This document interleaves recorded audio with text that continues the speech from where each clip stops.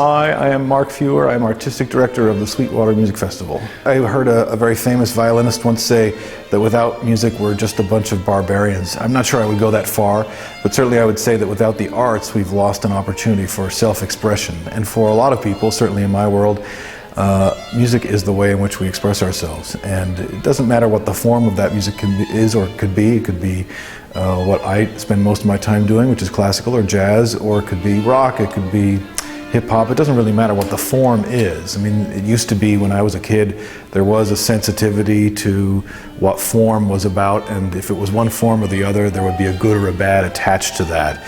I think that's all gone now, and as the new generation comes up, certainly students that I teach today, they have no time for that. That just makes no sense to themselves as people, and I actually think that's a wonderful, beautiful thing, because now all these great worlds of expression are in a position where they can come together and do something new and creative and move the art form forward. So why it's important? I think it's important because people actually need to have a vehicle for self-expression, and music is one of the best ones out there.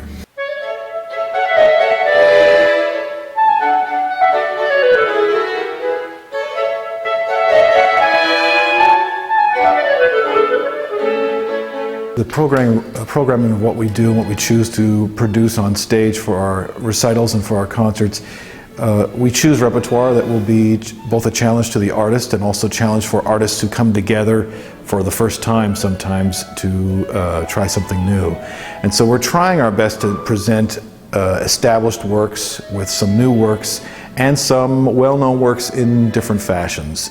For example, a couple of years ago, which is now produced as a CD, which we're very proud of, there was a version of the Mozart Clarinet Concerto that I had the chance to kind of redesign with clarinetist James Campbell, and with he and myself and a few of my friends, we did a full concerto, which ultimately would require a symphony.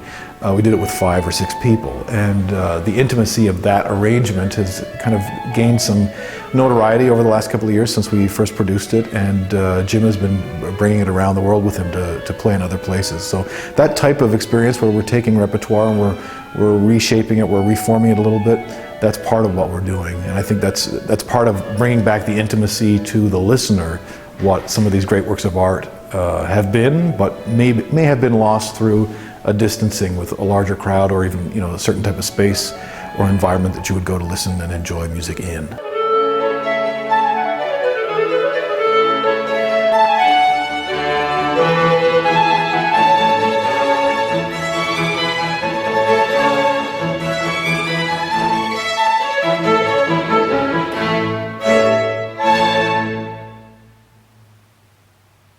I think if we were to allow ourselves the opportunity to disconnect a little bit more from kind of the regular onslaught of everything that hits us all in one day, there are a variety of ways that we can be enriched by the experiences around us. And I'm not thinking so much about therapy, although people might see music as therapy, and it has a value as that for sure.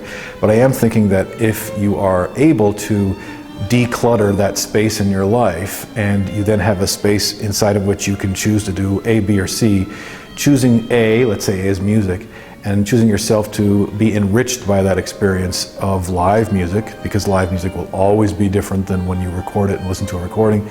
If you choose that experience, I do believe that that is enrichment that has an immediate value of the actual listening inside the space you're in, but then it also has a value over time. There's something that you take away from it that over time accumulates and gives you something that you can't get through any other experience.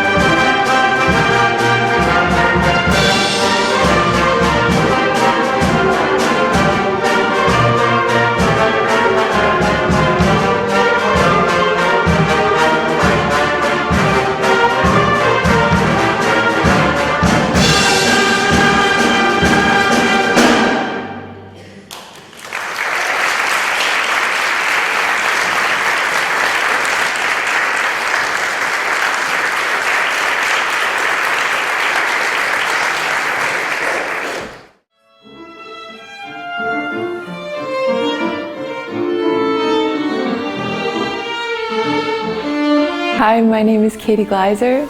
I'm a concert pianist and an eclectic artist. Here in Owen Sound, we were offered to do a masterclass for the young, talented youth.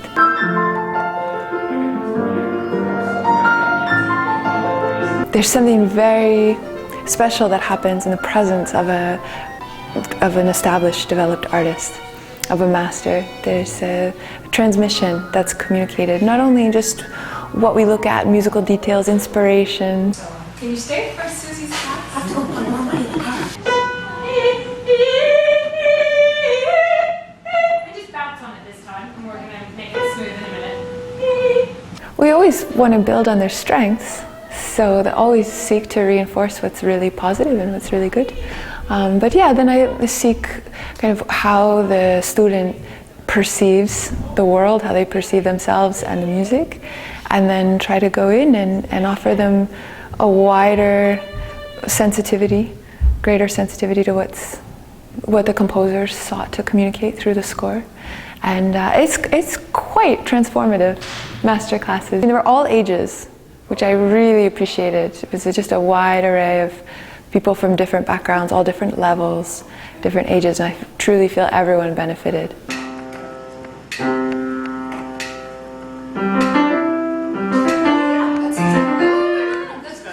Well, we call that the hot seat, right? They come in on the hot seat, and it's really important that they realize we're colleagues. We're just artists talking about great art, exploring great art, and we're just here to inspire one another and encourage.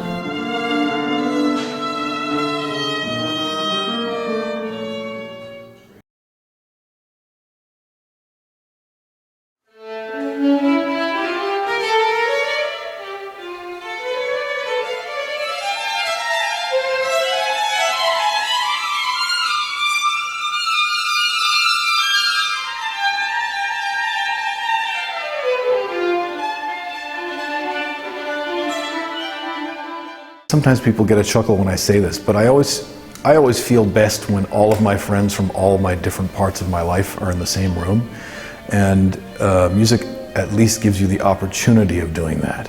That means that if I've got my friends from the new music world and my friends from the classical music world and my friends from the rock world and my friends from the jazz world, and they're all in the same space, there's an enrichment because of that diversity. And music is it's an incredible time in music right now to be involved in what we're doing, because we can have these seemingly disparate elements come together.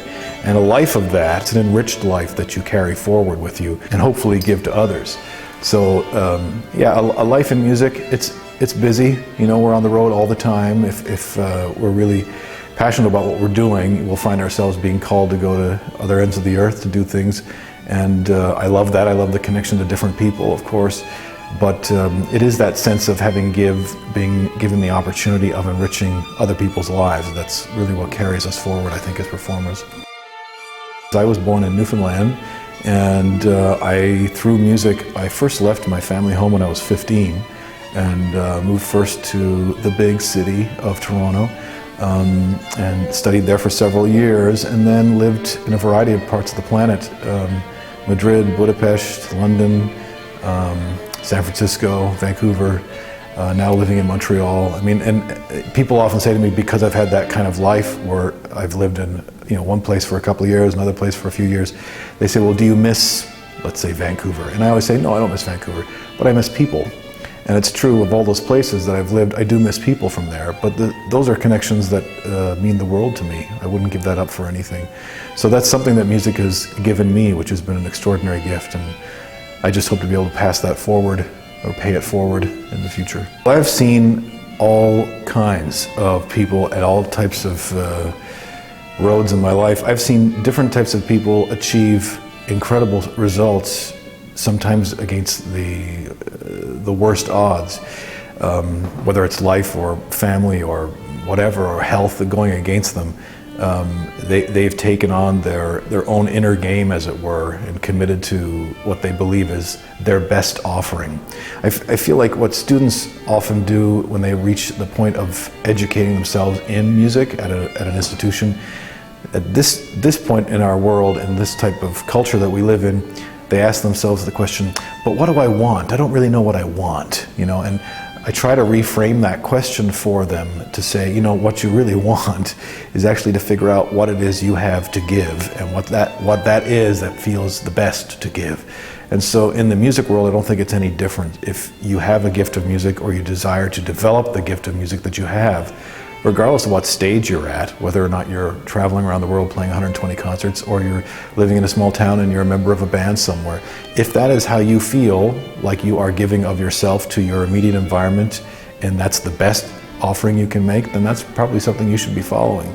So yeah, it can be a tough life. There are ups and downs with it. I wouldn't trade it for anything else though.